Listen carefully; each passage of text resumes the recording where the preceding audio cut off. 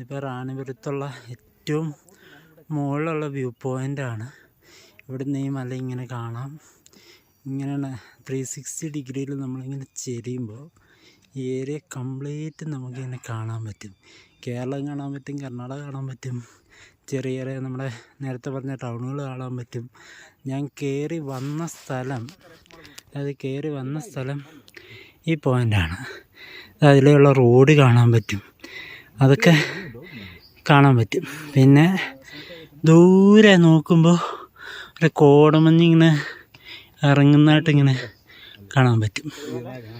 അങ്ങനെയുള്ള പല കാര്യങ്ങളും നമുക്കിവിടെ നിന്ന് ഇങ്ങനെ മനോഹരമായിട്ട് കാണാൻ പറ്റും.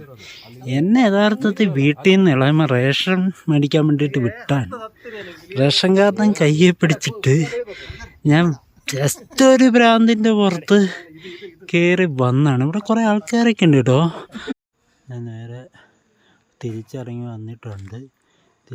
വന്നിട്ട് ഇപ്പോൾ ഇതിൻ്റെ ഉണ്ടോ റാണിപുരം എക്കോ ടൂറിസം സെൻറ്ററിൻ്റെ എൻട്രി ഫീ ഒക്കെ ഇവിടെ കാണിച്ചിട്ടുണ്ട്.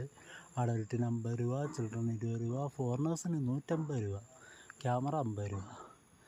എൻട്രി ടൈം 8 മണി തൊട്ട് 3 മണി വരെ. പിന്നെ 5:30ക്ക് മുമ്പ് നമ്മൾ ഫോറസ്റ്റിൽ നിന്ന് തിരിച്ചിറങ്ങണമെന്നുണ്ട്. പിന്നെ ടിക്കറ്റ് ഇല്ലാതെ കയറാൻ പറ്റില്ല.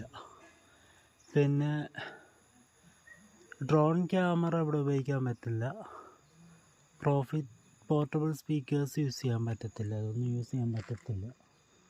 പിന്നെ 2.5 കിലോമീറ്റർ ഉണ്ട് ഇവിടുന്ന് ഹിൽ ടോപ്പിലേക്ക്. പിന്നെ അനുവാദമില്ലാതെ വനത്തിൽ പ്രവേശിക്കുന്ന നിങ്ങൾക്കറിയാലോ, ശിക്ഷാർഹമാണ്. ഇതോ ആ മണ്ടേ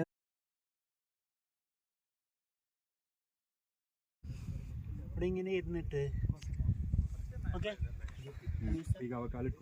ഇരുന്നിട്ട് ഇങ്ങനെ നോക്കുമ്പോഴേ ഇതാണ് നമ്മുടെ ഫൈനൽ വ്യൂ. ഇവിടെ ഇങ്ങനെ നോക്കുമ്പോൾ താഴെയെല്ലാം ഇങ്ങനെ കാണാൻ പറ്റും. നമ്മുടെ താഴോട്ട് വലിയ ചെങ്കുത്തായിട്ടുള്ളൊരു പ്രദേശമാണ്. ആ പ്രദേശം ഒരു വിളിമ്പിലിരുന്നിട്ടാണ് ഞാനിപ്പോൾ സംസാരിക്കുന്നത്. And that is really